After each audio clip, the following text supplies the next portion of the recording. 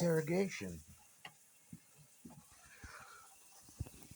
No, Delta 9 has fucking nothing to do with you. You fucking nuts.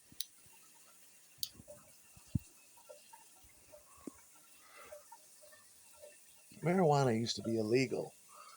And it used to be a big fucking deal. You'd have to call people, fuck around all day, wait all day. Nobody was consistent. Even if you bought in weight, you still had to wait. Even if you bought quarter pounds, half a pound, or pounds, which is which is what we all did. You'd have you know you'd still have. It was a big deal. It was always a day late, or sometimes it was a day early, and it was a big fucking deal. You get home before that. You get home from school, and you just harass. You got about 5 or 10 numbers, and you call everybody you know trying to get some shit. I didn't come up with the name Delta 9. Bob did. You can, my brother in law did, because I was dealing drugs for him, marijuana at the time for him. And he said, I think I'm going to start a record label, because I was recording people in the back of Brooklyn Looks, which was a hip hop store. It sold hip hop like the sex store was to the Pistols, Malcolm McLaren's sex shop and Let It Rock and all that. Brooklyn Looks was that for us, because it was where we practiced, it was where we recorded, it was where everything went down. It was a pretty successful business that kept growing and growing and growing. And he would back then he would be dealing pounds out the back of the place. He'd go into the city, he'd get all kinds of swag in Chinatown, all kinds of authentic and knockoff stuff, and it's sold. It's sold like hotcakes, like they say. And so every week, every Friday, I think he would go down with my sister to Chinatown and pick up all kinds of mixtapes from DJs back then. I mean, there was hundreds of them. I remember the popular ones. There was DJ Butter Brown, DJ Quick, DJ Green Lantern, DJ Money Mike. There was just all kinds of them that people would come in to buy. And they'd buy the clothes. They'd buy Pelly Pel. They'd buy Fubu. They'd buy lugs, shoes. They'd buy all kinds of shit. She even sold Ralph Lauren out of there. All kinds of shit. You'd go there for your incense, for baggies. Baggies were illegal back then. You could not buy them. They were paraphernalia. But he would sell them. He would sell all the crack baggies, marijuana baggies, anything to make money, because it's a business. He would sell, jewelry, clothes, just everything. And he'd come down and he would allow people to have a layaway plan, and he would cash your checks for you. So the place before Low Level Mafia entered the picture, he was doing pretty fucking good on his own. It was a it was a hangout. It was a cool place to be. Then he started selling beepers when beepers were popular, and that just blew the lid off it, because the store had it all. And then he started selling telephones eventually. You'd go there for all your drug dealing and clothing attire needs, your city needs. That's where we rehearsed, in the back of. I worked there in the days sometimes, and I lived in the back for a long time. And there was a recording studio back there that I helped Bob build. And yeah, and I would come in. He would get people off the street. He said, "I have my boy Aaron makes beats. He makes beats. He makes loops. He makes."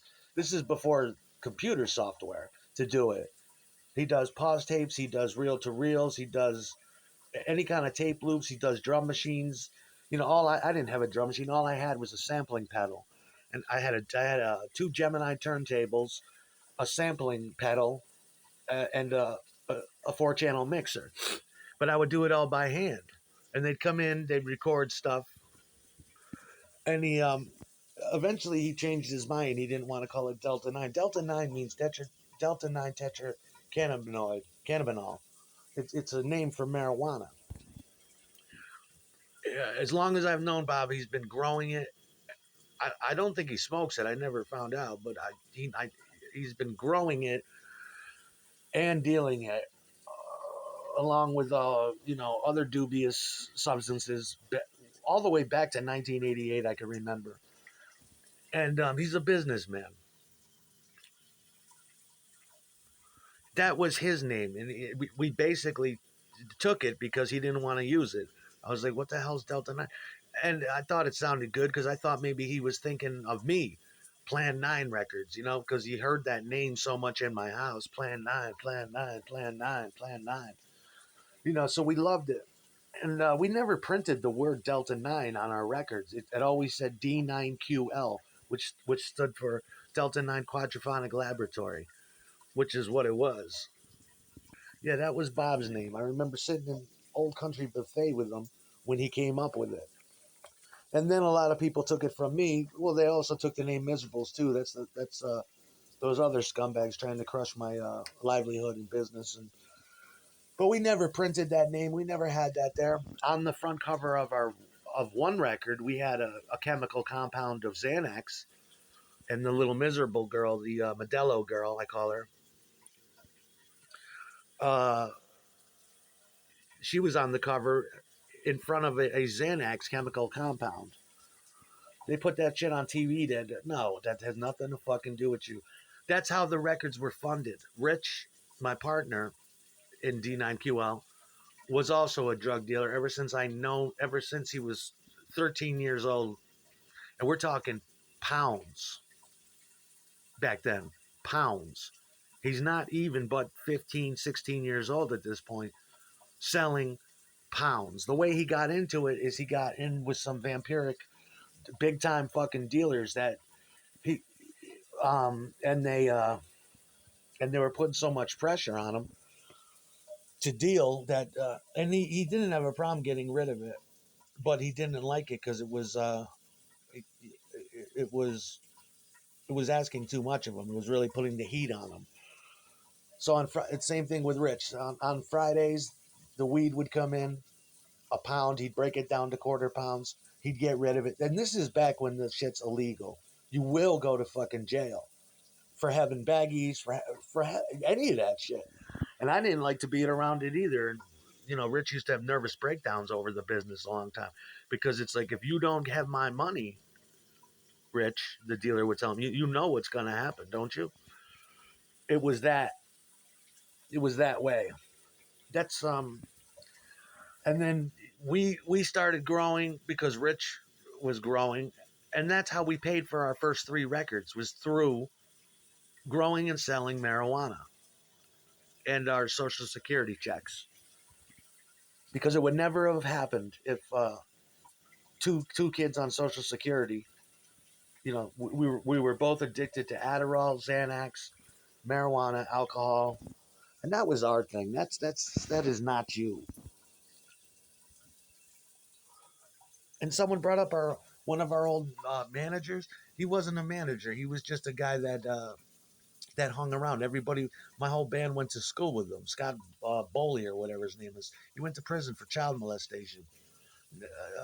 That wasn't. He lived around the corner from the Wozniak brothers. What do you think? We planned that? He grew up. Went to. I come from Schenectady. They're from Rotterdam. My whole band, all of them are, and with the exception to Nick. But Nick was in Rotterdam, and that's how I'm like. Who is this guy that keeps coming here? And he was just a pedophile. I don't know who the fuck he was, but they all went to school with him, and they all had stories about him uh, trying to perv on them and molest them and shit. They all hated him, so they like taking his money and shit. What do you think? We fucking planned that? It's got nothing to do with anybody. But you can find Bob and ask him yourself on Facebook somewhere. He goes under the name Bobby Stems, which is a cool name. It grew on me. He's constantly getting kicked off because he's fucking crazy like me. He's fucking nuts. But Yeah, it's Bobby Stems. It's him on. He's still doing it. He's still doing it. He's still doing his thing. The life's over for all of us. It's not the good old days anymore. But Bob came up with that. Bob was the first one to use that term. But we never printed that word on our records. You shouldn't even know what Delta 9 is. It always said D9QL and had a black cat, you know, because that's what it was all about. You pick up, I mean, going as far back as LSD, you pick up the phone, you'd have to play the waiting game. And is this shit real? Is it, you know, that was our culture. That was our life. That's what we did. We were, we took care of hoodlum black kids, you know, and we were terrified of them at the same fucking time. These were straight up gangsters. And then the white gangsters came in. And I wish I could have appealed to them for help back then. But right here on over on what is it on Fourth Street, um, or on Second Street, on at all the places, we had to steal electricity from the church next door with a fucking orange extension cord late at night when they would close, and we put up huge fucking halogens in a little bedroom type closet thing, and it took us not 6 months to get enough money. The whole house reeked of weed. You'd open the front door and it was like it was tropical. It was dank. And you go into the little closet and you'd be blinded by extreme halogens. And it's like, this is our record. We just used to look at it in the closet every day. And that label there, D9QL, was known for putting out mostly loungy doors type recordings. I mean, they want to molest everything I fucking do that has nothing to do with them. Yeah, I think you should have called it. You should call them Bobby Stocks, but stems. Big fucking plants, big fucking plants, big buds. It's just the truth of it. I immediately gravitated towards it because I'm like, that sounds a little bit like Plan 9 and John Lennon, number 9. And fucking, yeah, that's a magic number. 369, if 6 was 9, all that. That's not your music. That's not you. The Jonestown Kool-Aid Purple first issue is not you. But no, it's etched onto the matrix. There's an Abraxas symbol on the matrix on the second one, and on the first one it says it's stamped in. It says D9QL, the Miserables. It cost a quarter a word back then to get it stamped in there. D9QL, the Miserables, whatever that adds up to. And then the service of actually uh, uh, scribing it is another thing.